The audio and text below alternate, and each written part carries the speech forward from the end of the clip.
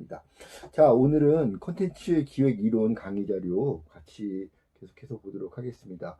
오늘은 26페이지부터 살펴보겠고요. 우리가 지난 시간까지 이 콘텐츠 융합의 전통에 대해서 살펴봤었고, 또 대중문화 시기, 그 다음에 디지털 시대를 계속 살펴보면서 여러 가지 이런 사회 환경의 변화, 시대 환경의 변화에 어떤 그런 그 요소들이 작용을 해왔는지, 그러한 인간들의 진화 역사에서 예술이라고 하는 그 영역이 어떤 의미와 가치를 가지면서 존재해 왔으며, 또 이런 그 대중예술 시기, 또 디지털 시대, 이렇게 또 최근에 시대적인 어떤 변화에 따라서 우리가 주로 관심을 갖고 있는 대중예술이라고 하는 것이 어떠한 그 변화와 또 시스템상의 새로운 모습들을 보여주고 있는지를 살펴봤습니다. 그래서 특히 이제 지금은 4차 산업혁명 시대, 4차 산업혁명 시대라고 얘기할 정도로 새로운 디지털 기술들이 인간들의 일상뿐만 아니라 일상을 바꿔놓은 많은 새로운 디지털 기반 기술들이 문화예술 영역까지도 많은 변화의 흐름들을 가져오고 있다. 대중예술 시기에 복제기술의 발달과 융합하면서 대중예술이라고 하는 영역이 크게 확산되고 큰 기반을 갖출 수 있었던 것처럼, 지금 디지털 시대에는 새로운 디지털 기반 기술들과 대중예술이 융합을 하면서 굉장히 큰 유의미한 흐름들을 일궈가고 있다. 이런 부분들을 우리가 지난 시간까지 살펴봤습니다. 그래서 그러한 시대적인 흐름 속에서, 시대적인 환경 속에서 우리가 이제 고민하는 것은, 그러면 이런 새로운 시대 환경 안에서 우리는 대중예술과 관련해서 어떤 기획을 할 것인가, 대중예술 기획과 관련해서 우리는 어떤 사고, 어떤 전략을 준비해서 접근할 것인가에 대한 답을 찾아가는 것이 이제 우리에게 남아있는 과제다라고 볼 수 있겠는데요. 그래서 오늘은 이제 본격적으로 이제 이번 학기 후반부 이론 수업에서는 콘텐츠 기획과 관련된 전략들, 이론들 집중적으로 이제 살펴볼 수 있도록 하겠습니다. 그래서 이번 주부터 살펴보는 콘텐츠 기획 전략의 이런 그 디테일한 요소들을 우리가 적용시켜야 되는 것이 우리가 지난 시간까지 살펴봤던 시대적인 환경이었던 것이죠. 그래서 그러한 시대적인 환경 속에서 대중예술의 흐름, 대중예술을 둘러싼 여러 가지 이슈들이 어떻게 변화해 왔는지, 이런 것들이 우리에게 주어진 환경이다라고 여러분들이 인식하면서, 우리에게 주어진 2000년대라고 하는 이런 디지털 시대라고 하는 이런 환경 속에서 구체적으로 우리가 대중예술을 프로젝트 기획을 할 때 이제 살펴봐야 될 전략 요소들을 우리가 살펴볼 텐데요. 이것들이 바로 이제 우리에게, 기획자들에게 주어지는 가장 유력한 무기들 가운데 몇 가지들을 우리가 이제부터 살펴보게 되는 겁니다. 자, 그래서 그런 측면에서 우리가 지난 시간까지 살펴봤던 디지털 시대라고 하는 시대적인 그런 환경 요소들을 여러분들이 마음속에 이렇게 한 구석에 딱 그 상들을 세워 두시고요. 우리가 지금 살아가고 있는 시대가 어떤 시대이고 어떤 특성을 갖고 있고 대중예술과 어떤 상호관계를 하고 있는 것이다 라는 것들을 여러분들이 마음 한구석에 구체적으로 이렇게 그림을 그려가 주셔야 되고요. 그런 환경적인 그림 안에서 여러분들이 구체적으로 만들어 가야 될 그런 기획의 아이디어들을 시대적인 환경과 이렇게 상호작용할 수 있도록, 커뮤니케이션 할 수 있도록 구체화시켜 나갈 때 여러분들이 이제 적용시켜 나갈 수 있는 그런 전략 요소들을 하나하나 살펴볼 수 있도록 하겠습니다. 그래서 오늘부터 여러분들과 살펴보게 될 내용들이 바로 이제 여러분들이 준비하는 모든 프로젝트 기획에도 바로바로 적용시켜야 되는 그런 개념들이자 전략 요소들입니다. 그래서 그런 부분들을 여러분들이 중요성들을 생각을 해가시면서 강의 자료들도 한번 살펴봐 주시고, 동영상 강의도 들어주시고, 또 동영상 강의가 끝난 이후에는 강의 자료 내용들을 한 번 더 여러분들이 리마인드하는 과정들을 반드시 가져주시는 것이 바람직하겠다, 이런 말씀 다시 한번 드리면서, 자, 26페이지 내용들 같이 한번 살펴보겠습니다. 자, 문화 콘텐츠 기획과 분석 이라고 되어 있고요. 오늘은 그 첫 번째로 문화 콘텐츠 기획 프레임과 관련해서 첫 번째, 문화 콘텐츠의 기획이라고 하는 것이 어떤 의미, 어떤 개념을 가지고 있으며, 문화 콘텐츠 기획이라고 하는 그런 그 과정에는 어떤 요소들이 중요하게 작용하고 있는지를 한번 살펴볼 수 있도록 하겠습니다. 먼저 기획의 개념을 우리가 한번 살펴봐야 될 텐데요. 자, 우리가 아마 일상적으로 기획이라는 이 용어를 아마 그 특히 우리 문화 콘텐츠 학과 학생들이라고 하면 일반적인 그런 그 보통의 학생들보다도 아마 더 많이 그 고민하고 사용하고 하는 그런 그 용어일 거란 생각이 듭니다. 그런데 막상 자, 기획이라고 하는 이 단어, 이 용어의 뜻이 뭡니까? 라고 이렇게 질문을 받았을 때 딱 이렇게 딱 부러진 대답을 하기가 쉽지 않은 그런 용어 중에 하나가 또 기획이라는 용어죠. 일상적으로 굉장히 어, 많이 자주 사용하는 용어이면서도 구체적으로 그 개념을 설명하고자 할 때 또 구체적이지 않은 그런 그 용어 중에 하나가 기획이다라는 거죠. 또 그런 용어 중에 하나가 마케팅도 마찬가지죠. 우리 학생들이 마케팅 굉장히 이렇게 많이 입에 달고 사는데 막상 마케팅이 뭐예요? 라고 물어보면 또 이 답하기가 구체적이지 않은 그런 용어들이 몇 가지가 있는데 뭐 우리 수업은 기획에 관련돼서 좀 더 구체적으로 살펴보는 수업이니까 기획에 대해서 한번 우리 오늘 더 구체적으로 살펴볼 수 있도록 하겠습니다. 자, 일반적으로 기획이라고 하는 것을 여러분들이 어렵게 생각할 필요는 없습니다. 인간으로서 살아가기 위해서는 인간은 기본적으로 개념으로 살아가는 존재들이죠. 개념의 힘으로 살아가는 존재들입니다. 여러 가지 자연 현상이라든가 또는 어떤 사회적인 현상, 어떤 대상 이런 것들을 봤을 때 다른 동물들과 달리 인간들은 그 현상을 개념화시켜서 그 개념을 바탕으로 그 현상에서 우리가 깨달아야 될 중요한 의미와 가치들을 다른 사람들과 공유하고 전파하고 다음 세대로 전승할 수가 있게 된 것이죠. 그래서 인간이 갖고 있는 이 지적 능력 가운데 굉장히 중요한 다른 동물들과 인간을 구별시켜내는 그런 지적 능력 가운데 하나는 개념화의 능력이다라는 겁니다. 기획은 바로 그러한 개념을 잡아가는 과정이다라고 여러분들이 생각을 하면 될 텐데요. 일반적인 개념과 우리가 오늘 이야기하는 기획이라고 하는 이 의미의 차이에는 굉장히 중요한 차이가 있는 것이죠. 자, 아마 여러분들이 뭐 요즘은 학교를 잘 나갈 수 없으니까 요즘은 뭐 그런 경우가 쉽진 않겠습니다만 예를 들면 인간은 아침에 일어나서 학교를 간다, 출근을 할 때 눈 뜬 그 순간부터 인간들은 기획적인 사고를 하게 됩니다. 할 수밖에 없습니다. 예를 들면 학교를 가는데 내가 오늘 어떤 교통수단을 선택을 할까? 뭐 우리 학교 같은 경우에 우리 학교까지 오기 위해서는 몇 가지 그 옵션들이 있을 수 있겠죠. 뭐 조금 여유가 있는 학생들은 자기 자동차가 있는 학생들은 자동차를 운전을 해온다던가 아니면 뭐 부모님이 태워주시는 차를 타고 학교까지 올 수도 있는 자가의 방법이 있을 수 있고 또 하나는 버스를 타고 오는 방법이 있겠죠. 그래서 조금 비싸긴 합니다만 버스를 타면 학교 앞까지 바로 오는 빨간 버스, 광역버스가 하나가 있죠.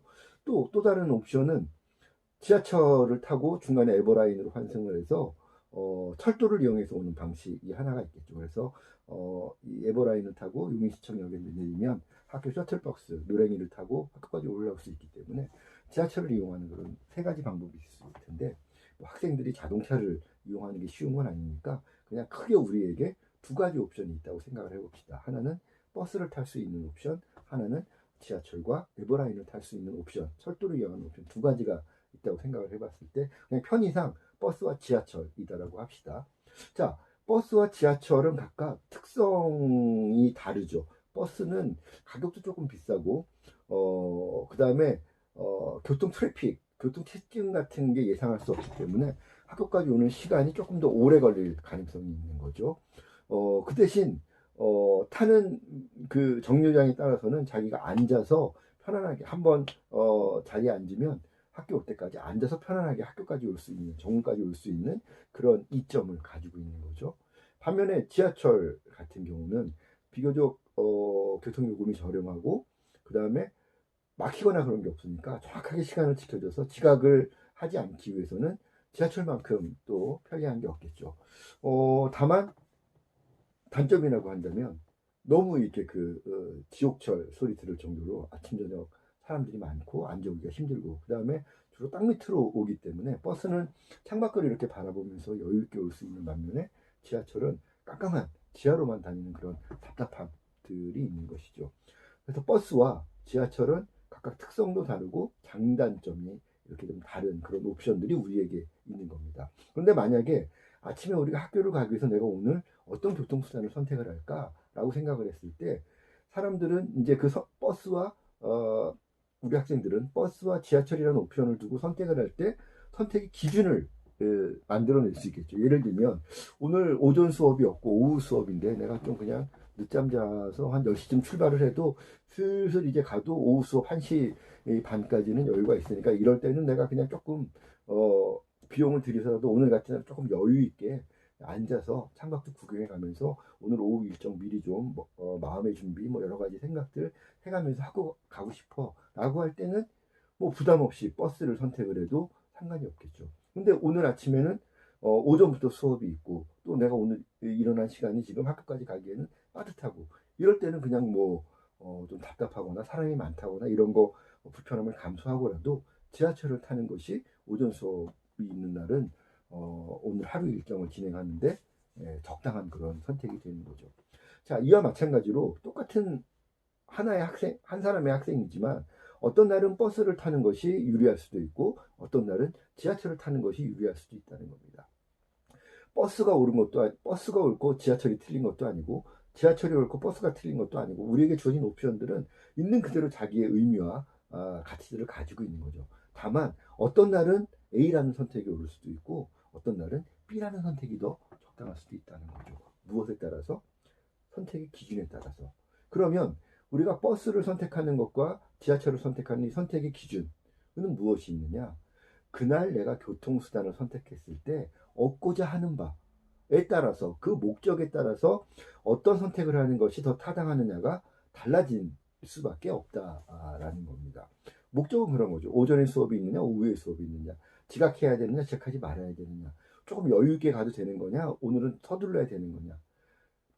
그 일정을 염두에 뒀을 때 오늘 일정과 관련해서 교통수단의 선택이 내가 오늘 주어진 나의 여러 가지 이 계획과 관련했을 때 이 교통수단이 나에게 제공해 줄 수 있는 베네핏은 뭘까? 이점은 뭘까? 이 교통수단을 통해서 내가 얻을 수 있는 혜택은 뭘까?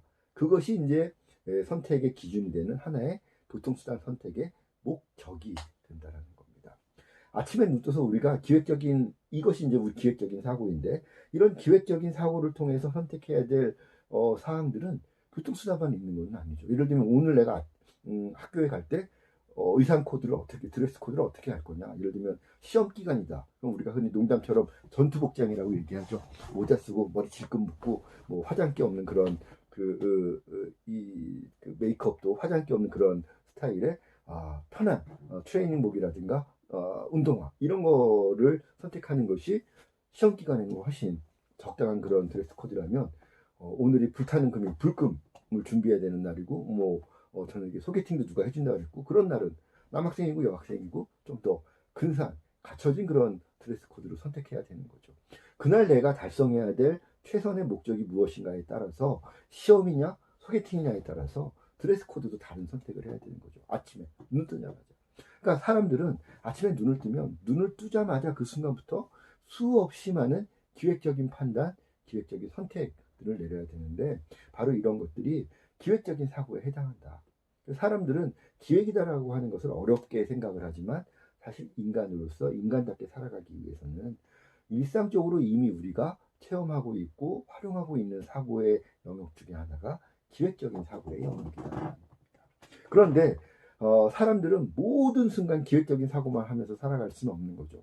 어쩔 때는 그냥 멍 때리고 아까 뭐 학교 갈 때 버스에 앉으면 창밖을 보면서 여유 있는 생각을 한다 그랬는데 그럴 때 그냥 멍 때리고 있는 시간들이 그냥 아무 이 복잡한 생각 없이 풍경만 보면서 상념에 빠지기도 하고 이런 시간들이 또 인간들에게는 대단히 중요한 시간들이 되는 것이죠. 그래서 사람들은 100% 자기의 주어진 24시간을 기획적인 사고만 하는 것은 아니지만 자기에게 주어진 24시간 가운데 많은 시간의 부분들을 기획적인 사고를 위해서 그런 시간들을 할애하고 있다라는 겁니다.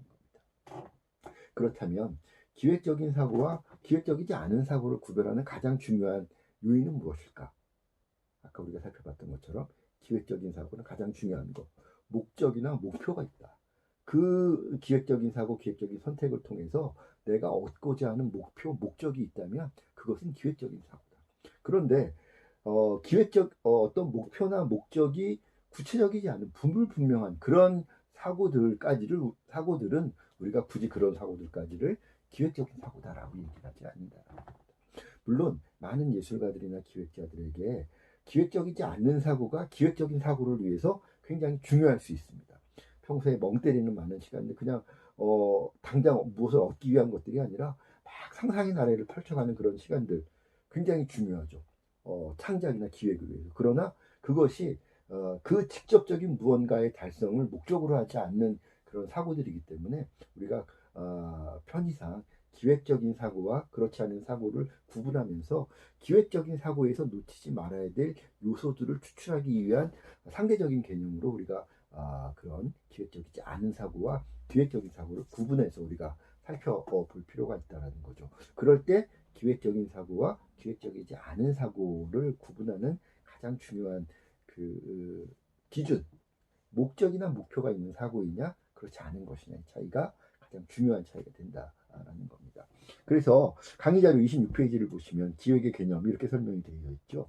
기획은 달성하고자 하는 목표 혹은 목적은 무엇이고 이러한 목표나 목적을 어떻게 달성하겠다라고 하는 목적 달성의 수단까지를 고려한 어떻게 how to에 대한 그런 그 영역까지도 우리가 고려를 하는 그러한 계획과 약속, goals, means, 그다음에 commitment 이런 것들을 같이 우리가 고려하는 그런 그 사고의 영역이 기획이다라고 우리가 살펴볼 수 있다라는 겁니다.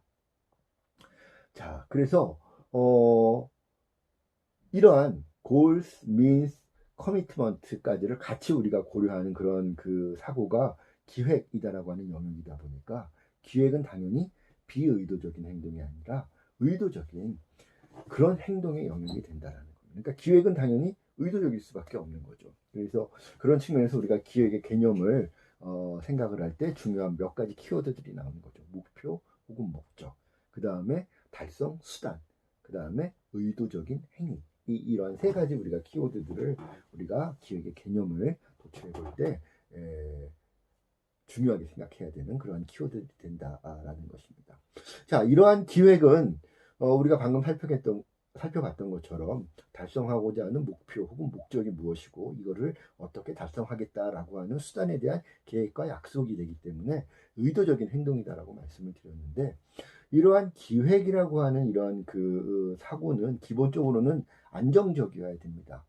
기획이라고 하는 것이 너무 지나치게 도전적이라든가 어떤 기획의 그 판단의 이 근거들이 판단 근거들이 부실한 그런 기획들은 우리가 안정적이다라고 볼 수 없죠. 그래서 그러한 측면에서 지나치게 도전적이거나 판단의 근거가 희박한 그러한 그 이 비안정적인 그러한 기획들은 우리가 지향이 아니라 지양해야 되겠다.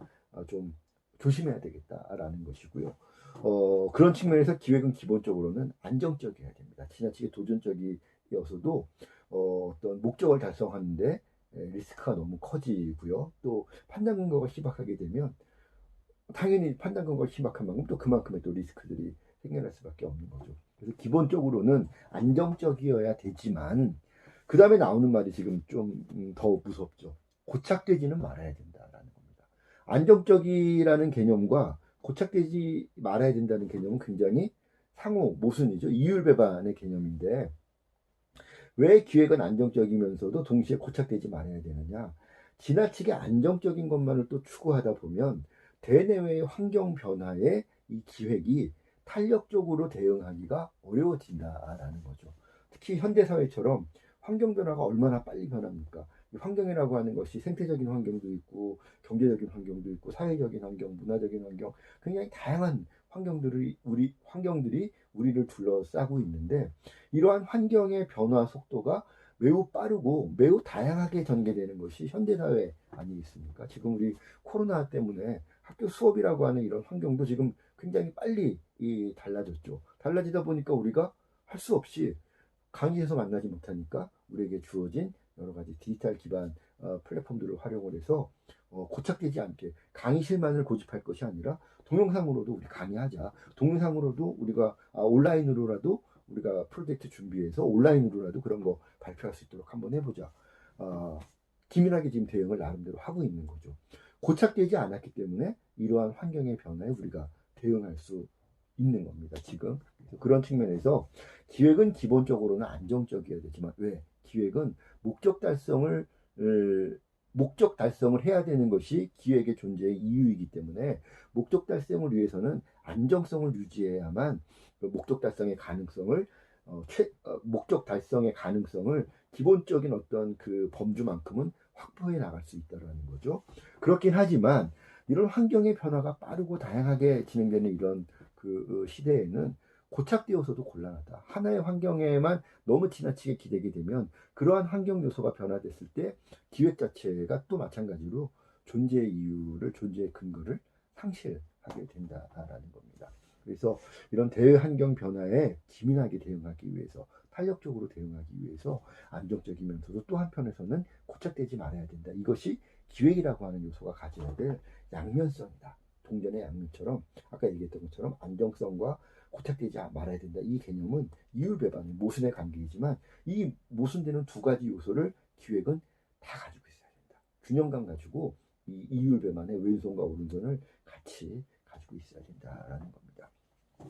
그래서 우리가 살펴봤던 것처럼 기획은 기본적으로 의도적인 행동이고 또한 안정적이면서도 고착되지 말아야 되는데 또 하나 우리가 기획의 개념을 살필 때 중요하게 우리가 또 살펴봐야 되는 요소들은 이런 기획 활동이 최선의 그런 성과를 거두기 위해서는 인간이 보여주는 여러 가지 그런 이 활동들, 인간이 직접 이렇게 활동으로 보여주는 여러 가지 산출물들이 있는데 이러한 인간들이 산출하는 여러 가지 활동의 바탕에는 의도적이고 의식적인 측면에 의해서 인간들이 보여주는 활동도 있지만 모습도 있지만 인간의 내면에 잠재되어 있는 즉흥적이거나 무의식적인 측면 때문에 어떠한 행동이 액티비티나 비헤비어가 산출되는 경우들도 굉장히 많기 때문에 기획이라고 하는 것이 최선의 성과를 거두기 위해서는 인간 활동의 의도적이나 의식적인 측면과 함께 즉흥적이나 무의식적인 측면을 같이 살펴봐야 된다라는 겁니다. 특히 문화예술과 같이 인간의 감성을 공략을 해서 커뮤니케이션을 불러일으켜야만 그것이 문화적으로든 산업적으로든 성과를 거둘 수 있는 이 영역에 있어서는 더욱더 의도적 의식적 측면보다 상대적으로 즉흥적이고 무의식적 측면에 대한 이해가 중요할 수밖에 없다는 겁니다. 우리가 식량과 음식과 관련된 그런 라면을 만든다거나 빵을 만든다거나 이런 그 영역에서는 인간의 의도적이고 의식적인 측면을 이해하는 것이 중요할 수 있습니다. 왜? 인간은 배고프니까 그 의도가 드러나잖아요. 맛있는 거 먹고 싶다, 배고프다, 내가 굶어 죽을 수는 없다. 의도적이고 의식적인 측면들에 반응을 하는 그런 산업 영역들도 물론 존재하는 거죠. 그런데 대중예술이라고 하는 문화 콘텐츠라고 하는 이 영역은 인간들의 드러나 있는 영역만을 우리가 고민해서 거기에 소구하는 이야기, 거기에 소구하는 캐릭터만을 등장시키면 사람들은 재미없다고 얘기하겠죠. 왜? 그런 얘기들은 의도적이고 의식적인 측면 수준에서의 그런 많은 이야기들은 이미 너무 많은 이야기들이 나와 있고 너무 많은 경쟁자들이 이미 그 영역들을 선점해 가 있는 작품들이 이미 우리 주변에 널려 있더라는 겁니다. 즉흥적이고 무의식적 측면을 우리가 이해한다는 것은 뭐냐면 우리가 아이언맨이 등장하기 전까지는 야 가슴에 이런 이 원자로 엔진을 달고 황금 슈트를 달고 하늘을 날아다니면서 내가 타고난 히어로는 아니지만 그것만 입고 있으면 슈퍼맨처럼 강한 사람이 되어서 악당들을 물리치는 그런 영웅을 나는 보고 싶어. 그런 생각하고 있었던 사람들은 거의 없었겠죠. 그런 거를 의도적이고 의식적으로 나 아이언맨 얘기 만들어서 보여줘. 이런 영화 관객들은 전 세계적으로 단 한 명의 관객들도 그런 사람들은 아마 있지 않았을 겁니다. 그러나 우리의 잠재진 의식 속에는 우리의 무의식적인 그런 의식 내면에 딱 깊숙한 곳으로는 기존의 엑스맨이라든가 슈퍼맨이라든가 이런 데서 보여줬던 그런 히어로들 말고 전형적인 히어로들 말고 좀 새로운 어떤 그런 히어로들 좀 없어? 좀 그런 재밌는 히어로 이야기 없어? 그런 것들에 대한 니즈가 내가 지금 의식하고 있거나 내가 의도적으로 뭔가를 요구하지 않는 저 내면의 깊숙한 곳에 잠재되어 있는 무의식적인 영역에 잠재되어 있는 니즈로 존재했다라는 것이죠. 그러한 잠재되어 있는 무의식적 측면의 감성들을 캐치해내고 파악해내는 것이 문화 콘텐츠 기획자들, 문화 콘텐츠 창작자들의 몫이다, 역할이다라고 하는 겁니다. 그런 것들을 찾아내기 위해서는 인간들이 보여주고 있는 여러 가지 활동들의 의도적인, 의식적인 드러나 있는 측면들에 대한 이해도 중요하지만 지금 드러나 있지 않으나 잠재되어 있는 측면의 인간의 어떤 감성적인 니즈들을 이해하고 연구하고 찾아내고 하는 그런 그 노력들이 훨씬 더 중요하다라는 것이죠. 특히 대중예술 영역에서는. 그래서 우리가 일반적인 기획에서도 뭐 기획이라고 하면 마케팅 이런 것들을 다 포함하는 그런 개념들이 있기 때문에 일반적인 상품을 생산하고 대중들에게 브랜드로 선보이는 그런 일반 산업의 기획의 영역에서도 과거와 달리 현재에는 그런 드러나 있는 인간들의 의식적인 측면보다 잠재되어 있는 측면들에 대한 이해가 점점 중요하게 강조되고 있는 그런 시대이고요. 문화 콘텐츠 영역에서는 대중예술 영역에서는 그러한 잠재된 인간의 이 의식의 영역들, 잠재되어 있는 감성의 영역들에 대한 탐구가 훨씬 더 중요할 수밖에 없는 것이 대중예술 기획의 영역이다. 이런 말씀을 제가 오늘 강조해서 말씀을 드리고 싶습니다. 그래서 먼저 첫 번째로 오늘 우리가 기획의 개념 우리가 살펴봤고요. 계속해서 기획의 요소들을 살펴보면 기획의 요소는 기본적으로 그 우리가 흔히 육하 원칙이라고 얘기하는 왜, 무엇을, 언제, 어디서, 누가, 어떻게에 대한 전략적인 대답이 바로 기획이다라고 우리가 볼 수 있다는 거죠.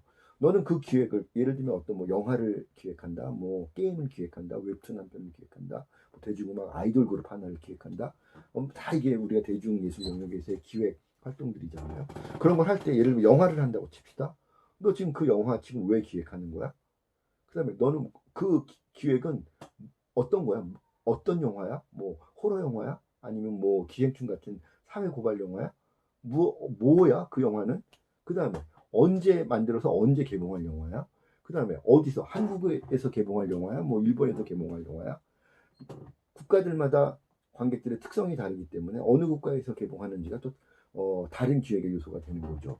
또 거긴 누가 감독이야? 누가 출연하는 거야? 누가 기획했어? 누가에 대한 개념도 굉장히 중요한 질문이 되는 것이고요. 그리고 마지막으로 그걸 어떻게 만들 거야? 제작비는 얼마나 돼? 너 제작비 조절은 어떻게 할 거야?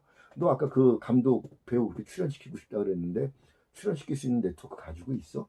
하우투에 대한 부분들 이런 것들이 하나하나가 다 기획이라고 하는 이 프로젝트를 이루는 A부터 Z라고 한다면 그 A부터 Z까지를 이루는 중요한 6가지 질문이 바로 지금 우리가 살펴봤던 육하 원칙 왜, 무엇을, 언제, 어디서, 누가, 어떻게 이런 질문이 되는 것이고 좋은 기획이라면 이 6가지 질문에 대해서 딱딱딱딱 막힘없는 자기 답을 내놓을 수 있어야 된다는 겁니다. 그래서 다시 정리하자면 그렇기 때문에 기획은 육하 원칙에 대한 왜, 무엇을, 언제, 어디서, 누가, 어떻게에 대한 질문에 대한 답을 만들어가는 과정이 우리가 말하는 문화 콘텐츠 기획의 과정이다라고 우리가 정리해 볼 수 있겠다는 겁니다.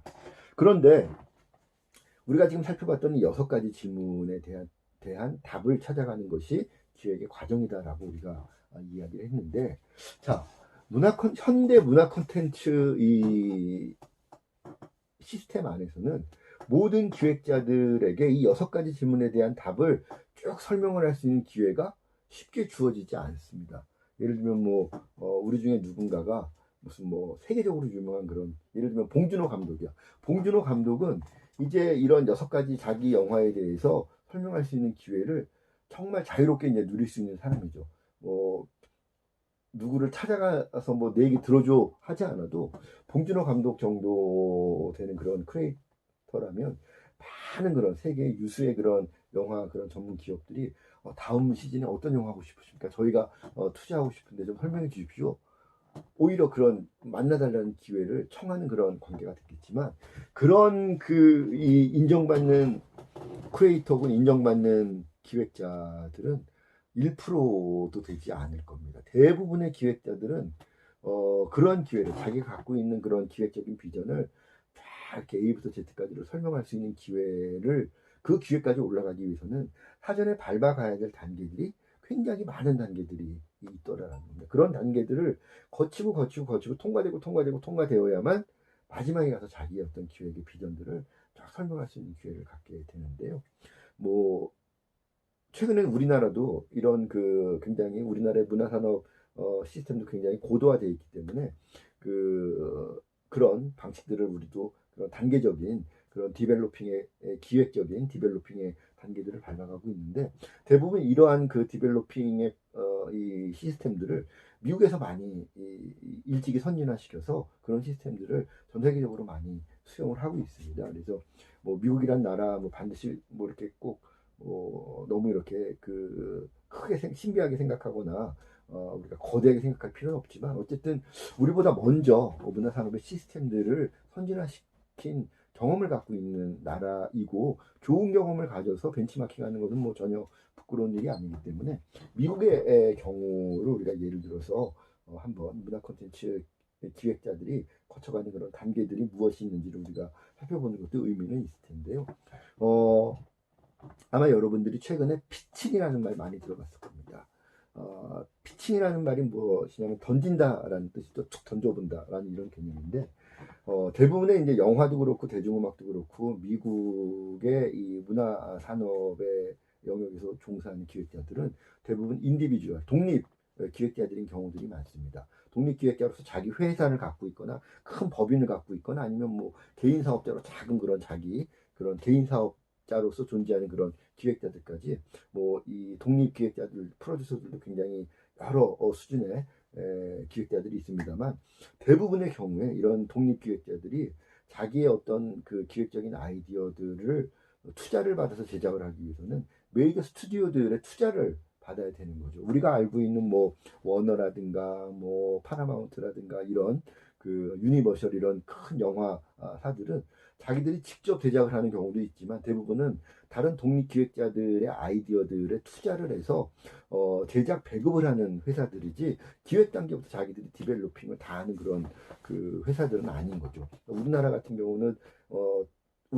경우도 최근에 이제 배급과 투자와 제작이 이제 분리되어 가는 그런 단계를 우리나라도 밟아가고 있어서, 아마 여러분들이 뭐 우리나라의 CJ가 대부분 투자를 하고 실제 제작은 독립 영화사들이, 개별적인 영화사들이 제작을 해서 CJ를 통한 배급, 롯데시네마를 통한 배급, 이런 그 유통과 투자와 제작의 분리된 시스템들을 우리나라도 이제 영화 같은 경우 하고 있는데, 그런 것들을 생각을 해보시면 아마 이해가 될 겁니다. 그래서 미국 같은 경우에 그런 기획자들이 자기의 기획을 이제 그 투자받기 위해서는 대규모 그런 스튜디오들의 투자를 받아야 되는데, 처음부터 투자 유치를 할 수 있는 게 아니죠. 그리고 이제 그 스튜디오 입장에서 보면 자기 스튜디오의 투자를 기다리고 있는 수없이 많은 그런 기획자들이 있기 때문에 그런 기획자들의 기획을 걸러내는 그런 과정을 가질 수밖에 없다는 겁니다. 그래서 마치 배우들의 오디션을 보듯이 기획자들을 대상으로 이 기획안에 대한 일종의 오디션을 보는 단계들을 모든 스튜디오들이 거쳐 간다라는 거죠. 예를 들면 A라는 그런 대규모 스튜디오에서 내년도 혹은 내후년도에 이제 개봉을 할 영화를 투자할 영화들을 걸러내기 위해서 이제 그 일정을 정합니다. 예를 들면 뭐 5월이다 그러면 우리가 5월 뭐 1일부터 15일까지 이 내후년도 이 개봉 예정의 작품들 투자하기 위한 작품을 선별하기 위해서 이런 그 오디션 기회를 가질 테니 언제까지 신청해 주시면 우리가 일정 정해 드릴 테니까 일정에 맞춰서 오십시오라고 하는 그 공문을 전국에 있는 그런 그 기획자들에게 연락을 합니다. 개별적으로 연락을 하는 경우도 있고, 그 기획자들도 기획자 조합이 있기 때문에 조합으로 연락을 하면 조합에서 자기 조합에 속해 있는 그런 기획자들에게 다 그 연락을 돌리는 거죠. 그러면 그 오디션을 이제 그 배우들은 오디션이라고 얘기하지만 기획자들은 피칭이라고 얘기를 합니다. 그래서 피칭이라고 하면 보통 이제 옛날에는 정말 10초에서 30초 정도밖에 시간을 안 줬다고 해요. 그래서 예를 들면 뭐 당신은 몇 월 며칠 몇 시에 우리 스튜디오 오세요 그러면 이미 수없이 많은 기획자들이 거기 줄 서 있겠죠. 그러면 이제 자기 시간을 내서 들어가 보면 투자를 담당하는 그런 스튜디오에 그런 담당자들이 쭉 앉아 있으면 그 사람들을 대상으로 해서, 자, 당신 기획에 대해서 설명해 주세요 그러면 정말 10초에서 30초 정도, 정말 한 뭐 5마디 이 정도 이내에 자기 기획의 매력을 딱 어필하고 나와야 되는 거죠.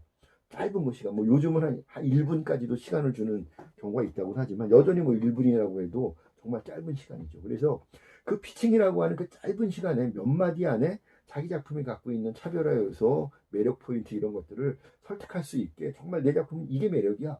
툭 던졌는데 그 피칭에서 툭 던진 거를 스튜디오에서 매력적으로 받아들이면 그러면 연락이 오는 거죠. 당신 그 피칭 인상적으로 봤는데 그러면 그 당신이 피칭했던 내용을 뭐 2페이지, 3페이지 정도 이렇게 조금 메모 정도 형식으로 조금 더 디테일하게 정리해서 언제 다시 와주시겠습니까?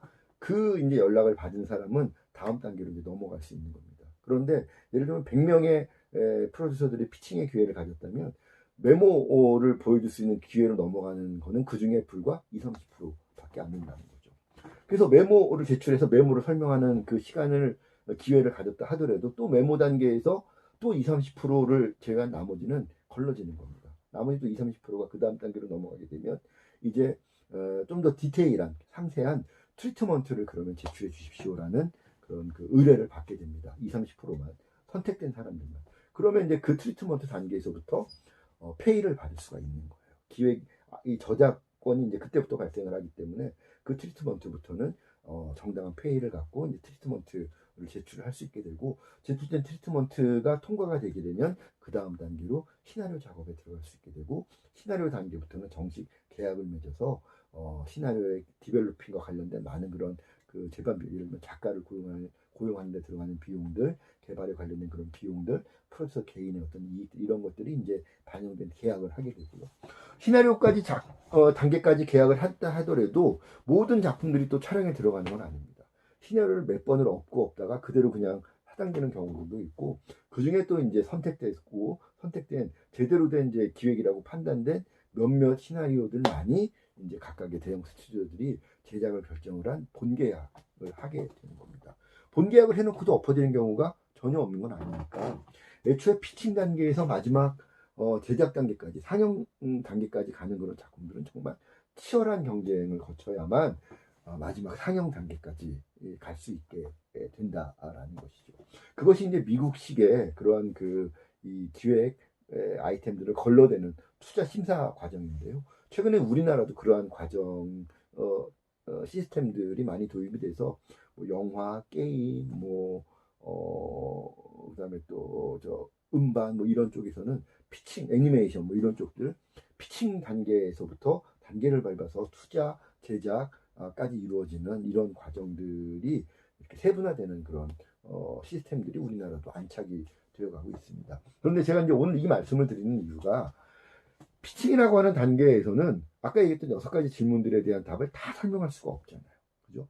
시간도 부족하고 그래서 핵심적인 얘기만을 해야 되는데 기획자로서 이렇게 그 연차가 오래되지 않은 그런 사람들일수록 초기에 많은 이야기를 할 수 있는 기회가 주어지기가 어렵다. 그러니 현실적으로 현대 문화 콘텐츠 기획 영역에서는 단계에서는 아까 얘기했던 6가지 질문에 대해서 물론 답을 다 구해야 되겠지만 초기에는 what, why, how to라고 하는 3가지 질문을 좀 더 집중적으로 고민을 해서 이 3가지 질문에 대한 답을 먼저 준비해서 그것들을 중심으로 사람들을 설득하는 것이 좀 더 효율적이다라고 하는 것이죠. 그래서 현대 문화 콘텐츠 기획에서는 아까 우리가 살펴봤던 6가지 육하 원칙들 가운데 what, why, how to를 중심적으로 좀 더 집중적으로 고민을 하는데 거기에 플러스 알파, and then의 요소 하나를 더 고민하는 것이 최근에 추세 가운데 하나다. 특히 헐리우드 같은 경우는 하나의 영화를 가지고 다양한 그 수익 창구들을 통해서 수익들을 만들어내잖아요. 그래서 예를 들면 뭐 애니메이션 아이언맨이다 그러면 영화로만 끝나는 것이 아니라 다양한 그런 이 라이센싱 비즈니스를 통해서 뭐 인형도 만들고 피규어도 만들고 뭐 옷도 만들고 신만도 만들고 뭐 여러 가지 뭐 빵도 만들고 뭐 이런 다양한 비즈니스들을 라이센싱 비즈니스 차원에서 할 수 있기 때문에 그런 그 한 편의 콘텐츠를 완성한 이후에 그 첫 번째 장르 영역 시장에서의 수익 모델 말고 확장된 다음 단계의 수익 모델들을 어떻게 가져갈 것이냐에 대한 그런 고민을 엔덴의 차원에서 많은 고민들을 합니다. 그래서 현대 문화 콘텐츠 기획에서는 what, why, how to 플러스 and then의 네 가지 요소들을 중시하는 경향을 가지면서 기획 작업들을 한다라는 것이고요.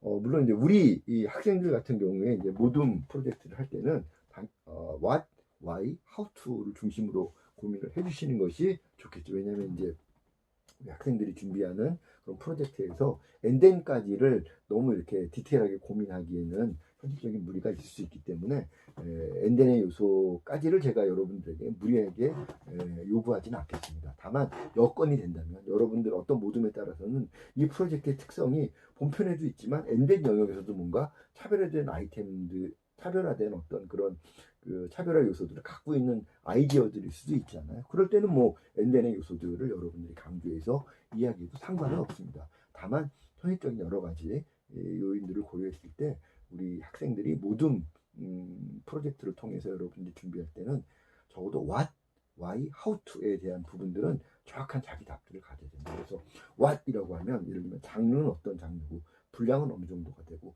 제작비는 어느 정도가 규모이고 그다음에 제작에 들어가는 소요되는 어떤 그 일정들은 어느 정도 일정이고 이런 것들이 이제 이 프로젝트가 갖는 개요라고 하는 영역 측면들이 what이다라고 하는 그런 질문에 대한 답으로 준비가 되야 될 거고요. why 사실 개인적으로 저는 why가 제일 중요하다고 생각합니다. why가 뭐냐면 지금 이 시점에서 이 우리가 만나고자 하는 일본 대한민국 사람들을 대상으로 한 이런 기획이라면 우리가 지금 대한민국에서 우리 이 기획이 통할 수밖에 없다고 생각하는 이유 이게 Y인 거거든요. 지금 우리가 꼭 이 기획을 추진해야 되는 이유는 이런 이유 때문이다. 이게 이제 그 프로젝트들마다 차별화 요소 Y의 요소가 되는 거기 때문에 Y의 요소가 분명해야만 What도 설득력을 갖게 되고 How도 설득력을 갖게 되는 겁니다. 그래서 Y에 대한 그 고민들 중요하게 여러분들 해주셔야 되고 또 마지막으로 How to 아무리 Y가 좋고 What이 설득력 있다 하더라도 실제 그거를 만들어가는 How to에 대한 수단에 대한 부분들이 설득력이 없으면 이 친구들은 아이디어는 좋은데 시행력이 없는 그걸 통해서 어떻게 할 수 있고 뭐 신인 배우를 우리가 쓸 거면 오디션은 어떻게 할 것이고 뭐 이런 것들 마케팅은 어떻게 하고 뭐 이런 것들 등등등등이 How to에 관련된 그런 그 영역에서의 답변이 되는 겁니다. 그래서 그런 측면에서 여러분들이 what, why, how to에 대한 세 가지 질문들을 좀 더 집중적으로 고민을 해주시면 좀 더 효율적으로 기획 작업을 할 수가 있고 what, why, how to가 튼튼해지면 이제 나머지 질문들 뭐 when이라든가 where라든가 who라든가 이런 부분들 우리가 좀 더 계속 단계마다 이렇게 좀 더 이렇게 그 확장시켜가면서 그런 질문들까지도 충분한 답을 준비할 수 있는 기회를 갖는 것이 좀 더 단계적으로 기획 작업에 접근하는 효율적인 접근 방법이 된다라고 말씀드리겠습니다. 자, 뭐 기획의 영역은 뭐 기간에 따라서도 단기, 중기, 장기 나눠볼 수가 있겠고요. 뭐 주제에 따라서도 뭐 연중 기획, 예산 기획, 프로그램 기획 등등 여러 가지 이런 그 종류들이 있는데 뭐 이렇게 그 자기에게 주어진 어떤 프로젝트들의 종류가 이 중에 뭘까 이런 것들을 고민한다기보다는 기획의 영역 안에 이렇게 다양한 요소들이 있다, 층위들이 있다. 그래서 이런 기획이라고 하는 영역을 내가 포괄적으로 이해하고 접근하기 위해서는 기획의 영역 안에 존재하는 이런 다양한 층위들, 다양한 영역들을 포괄적으로 이해하고 적재적소에 능수능란하게 기획의 다양한 영역들을 내 기획에 활용할 수 있도록 하는 그러한 준비들을 하는 것이 필요하겠다라는 겁니다.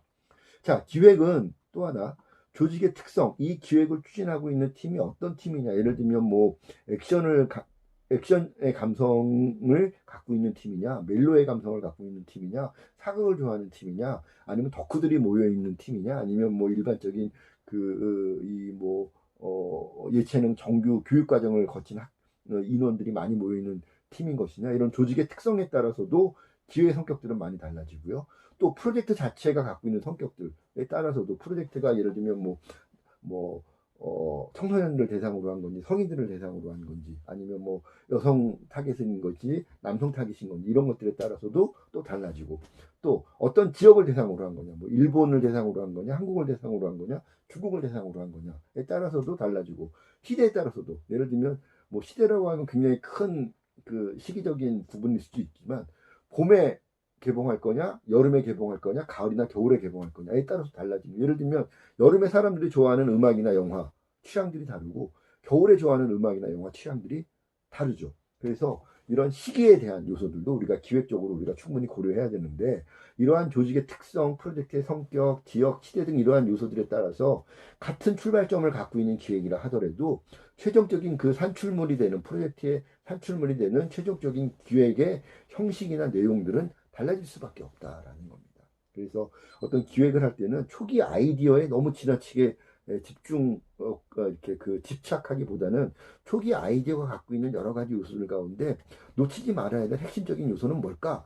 이것들은 그대로 가져가지만 나머지 부차적인 요소들은 조직의 특성이라든가 프로젝트의 성격이라든가 지역, 시대 이런 것들에 따라서 탄력적으로 대응할 수 있도록 하는 것이 아까 우리가 앞서 살펴봤던 기획은 안정적이면서 동시에 고착되지 말아야 된다, 탄력적이어야 된다라고 하는 기획의 양면성을 균형 있게 가져갈 수 있는 그러한 하나의 또 팁이 될 수 있다라는 것이죠. 자, 그래서 정리해 보자면 어떠한 조직이나 제품, 브랜드가 장기간 생존하기 위해서는 전략적인 개념의 기획은 필수적이겠죠. 뭐 이거는 뭐 문화 콘텐츠 어떤 제품도 문화 콘텐츠 작품도 마찬가지고 일반적인 그런 그 산업 영역에서의 상품들도 마찬가지가 될 텐데 조직, 제품, 브랜드, 그러니까 회사라든가 어떤 특정한 상품 또는 그런 것들을 포괄하는 브랜드들 이런 것들도 모두가 다 장기간의 생존을 위해서는 전략적인 개념으로서의 기획적인 어떤 고려와 기획적인 전략들의 적용이 필수적일 수밖에 없다라는 겁니다. 특히 요즘은 경쟁자들이 많잖아요. 어느 영역이든지. 영화 얼마나 많은 작품들이 경쟁을 합니까? 요즘 뭐 코로나 때문에 영화 시장이 많이 침체됐지만 일반적으로 한 해 우리나라에 개봉되는 영화가 국산 영화, 제작되는 국산 영화만 50편 정도 대회가 매년 최근 몇 년간을 보면 4, 50편 정도가 꾸준히 제작을 되는데 연말에 사람들이 기억하는 흥행에 성공했다라고 말할 수 있는 그런 작품들은 불과 그 4, 50편의 작품들 가운데 20% 정도가 되지 않습니다. 20% 많으면 20%보다 못한 경우들도 많은 거죠. 경쟁할 수밖에 없다는 거죠.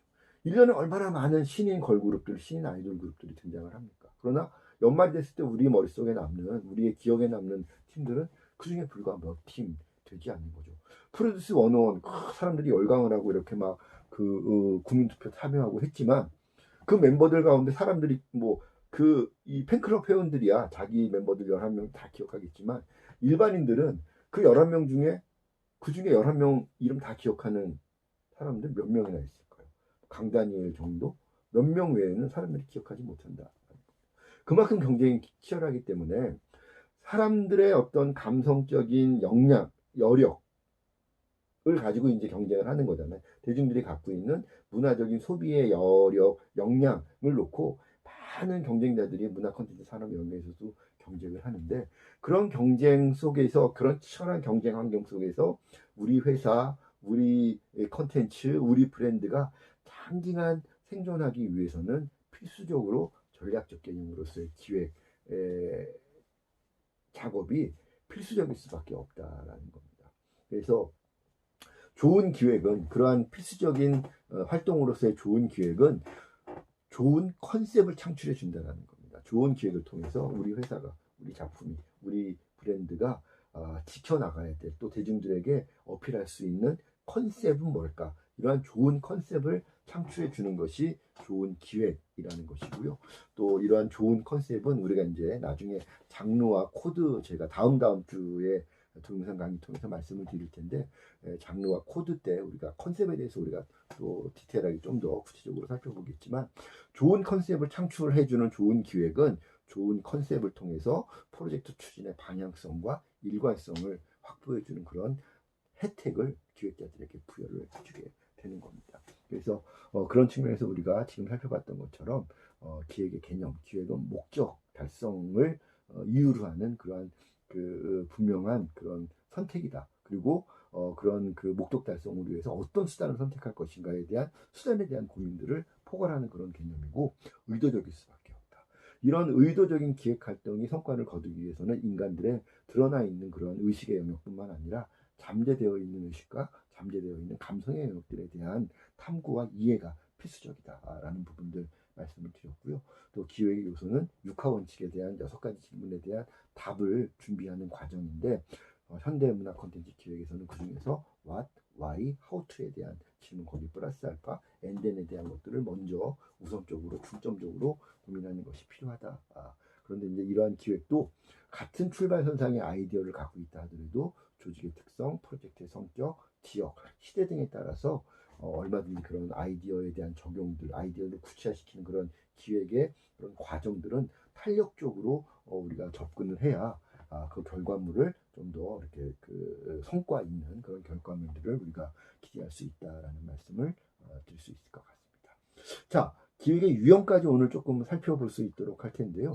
기획은 크게 전략 계획과 실행 계획으로 나눠볼 수 있습니다. 전략 계획은 우리가 흔히 스트래티직 플래닝스라고 얘기하는 부분들이고, 실행 계획은 오퍼레이셔널 플랜스라고 우리가 이야기하는 부분들인데요. 전략은 우리가 흔히 얘기하면 이제 그 군대에 갔다 온 우리 복학생들이 있으면 아마 전략, 전술 이런 말을 우리가 군대에서 많이 사용을 할 텐데, 전략은 이제 미션이 되는 거죠. 우리가 어떤 그 작전을 통해서 달성하고자 하는 최종의 목적이 이제 전략이 되는 거고, 그런 목적 달성을 위한 큰 그 작전의 방향성이 이제 전략이 되는 것이고요.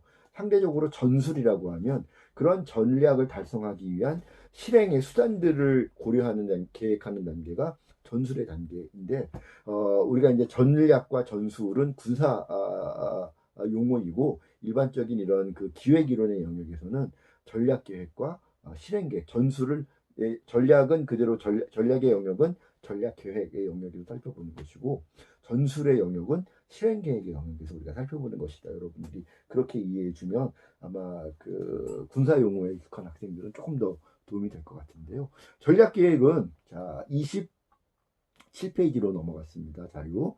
전략 계획은 조직 또는 프로젝트의 미션에 입각해서 장기적인 안목에서 변화하는 환경의 유념, 아까 얘기했죠. 환경 변화에 우리는 늘 유념해야 되니까 장기적인 안목에서 변화하는 환경에 유념하면서 달성해야 될 목적과 수행해야 될 과제, 그리고 그 방법의 큰 그림이라는 게 중요한 겁니다. 큰 그림을 작성하는 행위를 의미하는 것이 전략 계획의 개념이다라고 여러분들이 이해해 주시면 될 것 같습니다. 그러니까 쉽게 얘기하면 방향성을 설정을 하는 것이 전략 계획의 단계다라고 여러분들이 이해해 주시면 될 것 같습니다. 예를 들면 우리가 뭐 그 새로운 엔터테인먼트 회사를 하나 만들겠다.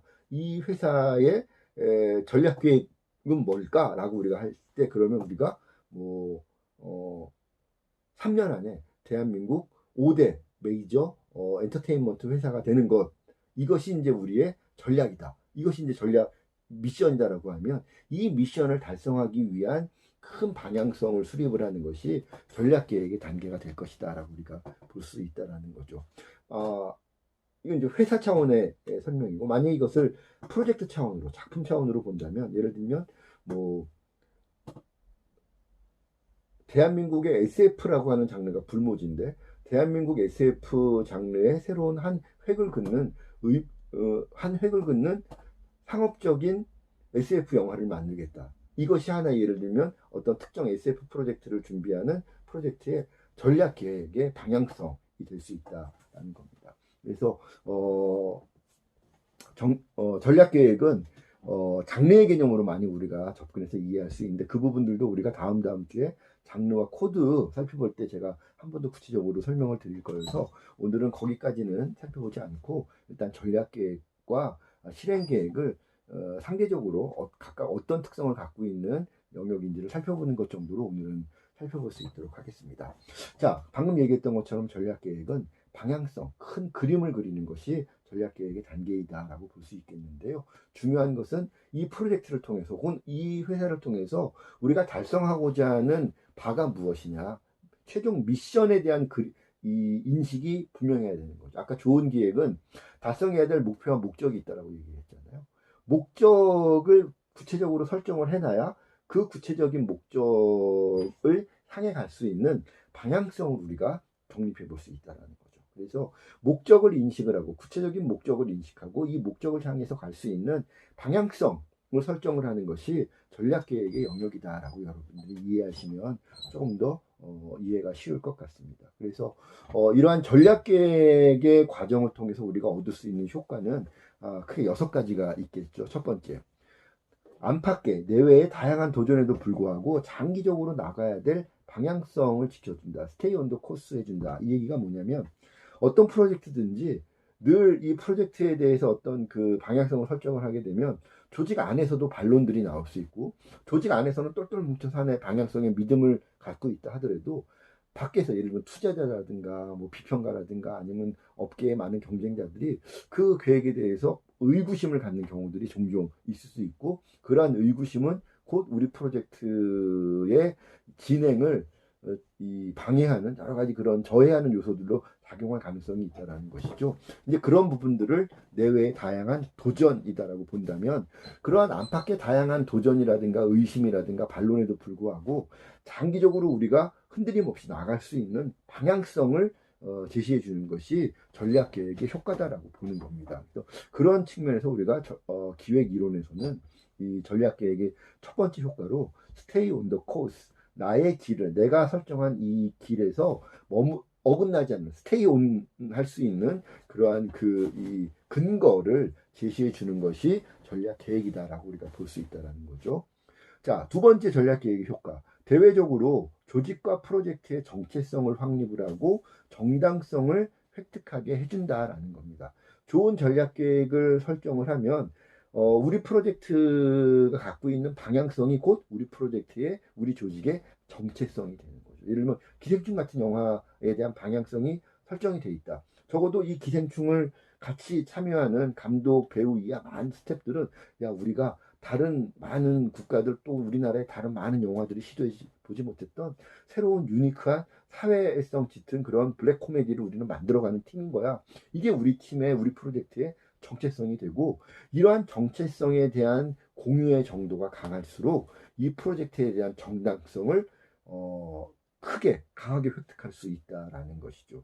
그래서 두 번째로 전략 계획이 주는 효과, 대외적인 조직과 프로젝트의 정체성 확립과 정당성 획득의 효과들을 생각할 수가 있게 되는 것이고요. 세 번째로 이러한 대외적인 정체성, 대외적인 정당성이 강하게 획득이 되면 세 번째 효과, 대내적으로 우리 이 팀 안으로 우리 팀 안에서의 대내적인 측면으로 봤을 때 조직 문화, 가치관이라든가 규범 이런 것들이 자발적으로 확립될 수가 있고 또 구성원들에게 이 프로젝트는 우리 성공할 수 있으니까 우리 한번 신나게 해보자 라고 하는 신념을 제공을 해주고요. 이런 좋은 강한 신념들이 발휘가 되면 자연스럽게 대내적으로 이 스태프 사이에 구성원들 사이에 결속력이 강화되겠죠. 잘 되는 팀들, 시청률 잘 나가는 것, 시청률이 잘 나오는 그런 드라마들 혹은 예능 프로그램들 현장 나가보면 구성원들끼리 으쌰으쌰하고 와 우리는 1박 2일 하는 팀이야. 우리는 무한도전하는 팀이야. 우리는 나영석 사단이야. 결속력이라든가 신념들이 막 느껴집니다. 그런데 시청률 잘 안 나오는 그런 프로그램들 현장 나가보면 예를 들면 시청률 막 한 자릿수 나오는 그런 드라마 마지막 촬영 현장 혹은 뭐 요즘 뭐 특정 프로그램 이름을 말하면 좀 그러니까 뭐 좀 시청률 잘 안 나오는 주말 어떤 특정 예능 현장 나가보면 분위기 안 좋습니다. 뭐 뒤에서 쏙쏙 됩니다. 아 저거 왜 하지? 시청률 저거 또 안 나올 텐데 저거 왜 하지? 뭐 기획 뭐 이렇게 스태프들은 연출자 욕하고 연출자들은 작가 욕하고 막 구성원들 사이에 신념이 없다 보니까 서로 간에 이렇게 의심하게 된다거나 아니면 서로를 믿지 못하게 되는 그러다 보니까 당연히 결속력도 약해지는 이런 모습들이 종종 발견되는 거죠. 그런 것들이 좋은 전략 계획을 획득한 확보한 팀과 그렇지 못한 전략 계획을 갖고 있는 팀 사이에 나타나는 그런 차이다라고 우리가 볼 수 있다라는 겁니다. 세 번째, 대내적으로 조직 문화를 확립하고 구성원들에게 신념과 결속력을 제공해 준다라는 효과. 자, 네 번째, 좋은 전략 계획이 주는 또 네 번째 효과는 조직 성공의 척도 역할을 당연히 하겠죠. 예를 들면 1박 2일 팀이 나영석 사장님, 뭐 JTBC가 MBC 예능국이 조직 성공을 할 수 있는 그런 척도 역할을 야 우리가 올해는 이런 방향성으로 가기로 했는데 이 방향성이 을 판단 근거로 해서 성공이냐 실패냐 판단의 기준의 역할을 해준다라는 겁니다. 그렇다 보니까 나중에 평가에 그 여섯 번째 얘기가 어쨌든 여섯 번째 효과가 되는데 일단 네 번째 조직 성공을 판가름할 수 있는 척도 역할을 해주는 것이고요. 다섯 번째 효과 이러한 그 메인이 되는 전략 계획이 잘 나와 있으면 기타 계획과 기획의 토대가 됩니다. 예를 들면 나영석 PD 같은 경우는 꽃보다 시리즈를 잘 만들어 놓다 보니까 꽃보다 맨 처음에 꽃보다 할배였죠. 꽃보다 할배가 잘 되니까 꽃보다 할배의 방향성을 근거로 꽃보다 누나, 꽃보다 청춘이 나왔죠. 또 거기서 가지친 게 삼시세끼가 나왔죠. 또 거기서 가지친 게 신혼일기까지 나왔습니다. 축축축. 나중에 거기서 나온 게 뭐 신서유기까지 나오게 되고 또 신서유기에서 뭐 아일랜드로 간 새끼 뭐 이렇게 락기남 이런 식으로 쭉 가지들을 펼치고 있잖아. 이런 것들이 하나의 좋은 전략 계획이 성립이 되게 되면 기타 계획이라든가 다른 기획에 토대가 되어줄 수도 있는 그런 부수적인 효과들을 우리가 기대할 수 있다라는 겁니다.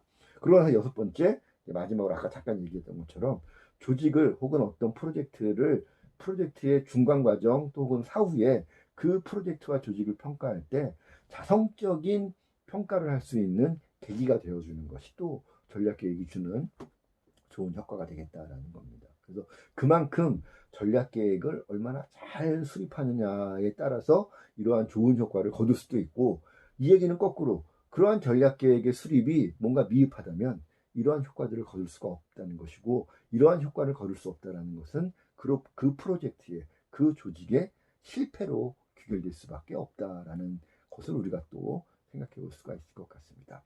자, 전략 계획은 지금 얘기했던 것처럼 방향성과 관련된 큰 그림을 작성하는 영역이라면, 실행 계획은 우리가 지금까지 살펴봤던 그러한 전략 계획들을 집행하기 위한 여러 가지 수단에 대한 그 계획들이 우리가 지금 이야기하는 실행 계획이겠다라고 하는 겁니다.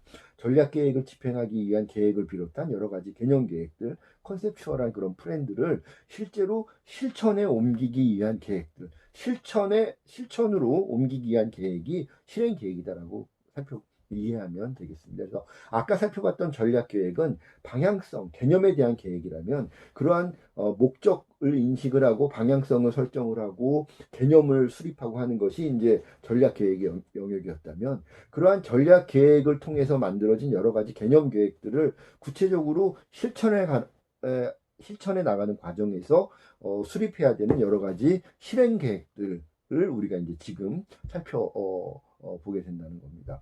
아까 우리가 살펴봤던 전략 계획이 상대적으로 개념과 관련된 계획이었기 때문에 개념적이고 추상적이고 구체성이 떨어지는 그런 계획이라면, 실행 계획은 그러한 전략 계획을, 개념 계획을 실제로 수행을 하는 실천으로 옮기는 과정에서 접근해야 되는 실행 계획이기 때문에, 당연히 실행 계획은 상대적으로 구체적이고, 또 아까 살펴봤던 그런 전략 계획들이 상대적으로 중장기적인 관점의 계획이라면, 실행 계획은 단기적인 그런 계획이어야 되고, 상대적으로 아까 그런 전략 계획들이 개념과 관련된 거기 때문에 어떤 추구하는 이상, 추구하는 목적과 관련돼 있는 그런 영역이다 보니까 개념적인 그런 측면의 계획이라면, 실행 계획은 상대적으로 실행 가능성 위주로 수립되어야 되는 그런 차이를 가지고 있다는 겁니다. 그래서 전략 계획과 실행 계획을 비교해서 살펴보자면, 상대적으로 실행 계획은 전략 계획에 비해서 좀 더 구체적이고 상대적으로 단기적이면서 또 실행 가능성 위주로 수립되고 또 평가되어야 되는 것이 실행 계획이다라고 우리가 이야기할 수 있습니다. 그래서 실행 계획은 크게 뭐 일시계획, 상시계획, 예비계획 등으로 나누어 수립할 수 있고요. 또 이것만큼도 뭐 예산 계획들, 뭐 캐스팅 계획들, 뭐 자금 조달 계획, 이런 것들이 다 실행 계획의 다양한 영역에서 구체적으로 접근했을 때 우리가 고민해야 되는 그런 실행 계획의 다양한 영역이다라고 우리가 살펴볼 수 있을 것 같습니다. 자, 그래서 우리가 오늘은 기본적으로 우리가 이제 앞으로 실무적으로 접근해야 되는 문화 콘텐츠에 대한 프레임워크와 관련해서 오늘은 기획 개념과 구성 요소에 대해서 구체적으로 살펴봤습니다. 그래서 사실 오늘 살펴봤던 내용들을 구체화시키는 과정이 우리 이제 모둠 프로젝트 과정에서 모둠 활동을 통해서 여러분들이 직접 오늘 살펴본 개념들 적용해보고 구체화시켜 보는 과정을 모둠 활동을 통해서 거쳐보는 것이죠. 그래서 오늘 살펴본 이런 개념들을 여러분들이 뭐 굳이 머릿속에 딸딸딸 암기할 필요는 없습니다. 다만 기획은 어떤 것이다? 기획적인 사고와 비계획적인 사고는 뭐가 다른 거지? 여러분들이 그 개념은 분명히 이해하고 있어야 된다는 것이죠. 그 다음에 기획의 요소는 어떤 것들이 있는지 외울 필요는 없지만, 이런 것들을 우리가 중요하게 고려하는 것이 기획의 단계이구나. 이런 것들 여러분들이 이해하고 있어야 되는 것이고요. 또 기획의 유형도 크게 전략계획과 실행계획으로 나눠서 전략계획 영역에서 큰 방향성들, 우리가 달성해야 될 목표들을 구체적으로 수립한 단계가 먼저 선행되어야 되고, 이 전략계획의 특성에 따라서 우리가 실행계획은 얼마나 구체적으로 짜야 되는 것이냐, 전략계획의 방향성 안에서 실행계획을 구체적으로 수립하는 것, 이것이 이제 균형적으로 이루어지는 것이 좋은 문화 콘텐츠 기획을 수립하고 집행해가는 기획의 과정이다라고 우리가 볼 수 있다는 것이죠. 그래서 오늘 우리가 앞전 그 동영상 강의를 통해서 살펴봤던 내용들도 마찬가지고, 오늘 이후에 살펴볼 내용들도 마찬가지인데, 사실 문화 콘텐츠 학과 수업들 가운데 대부분이 모든 수업들이 그런 건 아닙니다만, 특히 제 수업과 관련해서는 뭘 이렇게 막 그 입시 때 이렇게 단어 하나 외우고 공식 하나 외우듯이 여러분들이 강의 자료 내용들을 딸딸딸딸 외울 필요는 사실 없어요.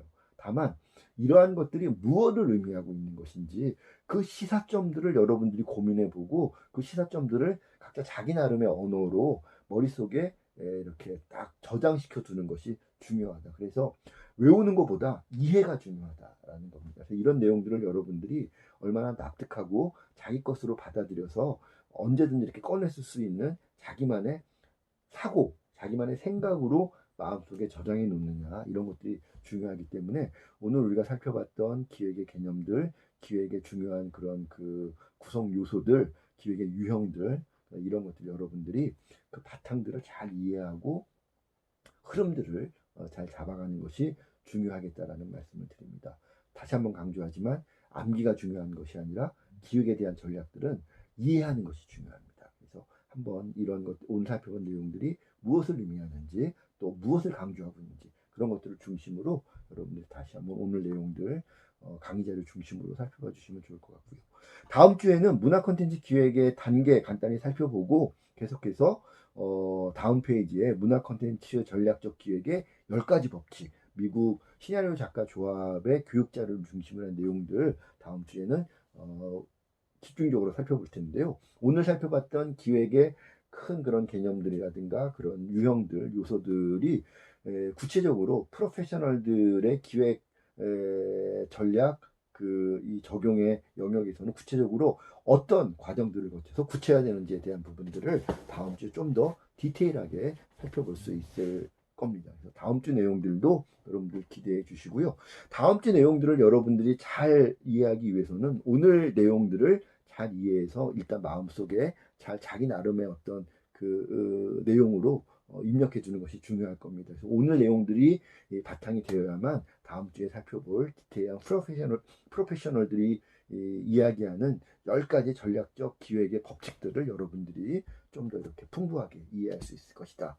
이렇게 미리 말씀을 드리니까 시간이 되는 학생들, 제가 몇 번 강조했습니다만 동영상 강의를 통해서 우리가 수업을 진행하는 거니까 강의 자료, 동영상 강의 전후에 좀 살펴보는 시간들 각자 갖는 거 중요하다고 제가 몇 번 강조드렸습니다만, 다음 주에도 28페이지부터 나와 있는 문화 콘텐츠 전략적 기획의 10가지 법칙 미리 한번 읽어봐 주시고 다음 주 동영상 강의 준비해 주시면 더 좋지 않을까 생각이 됩니다.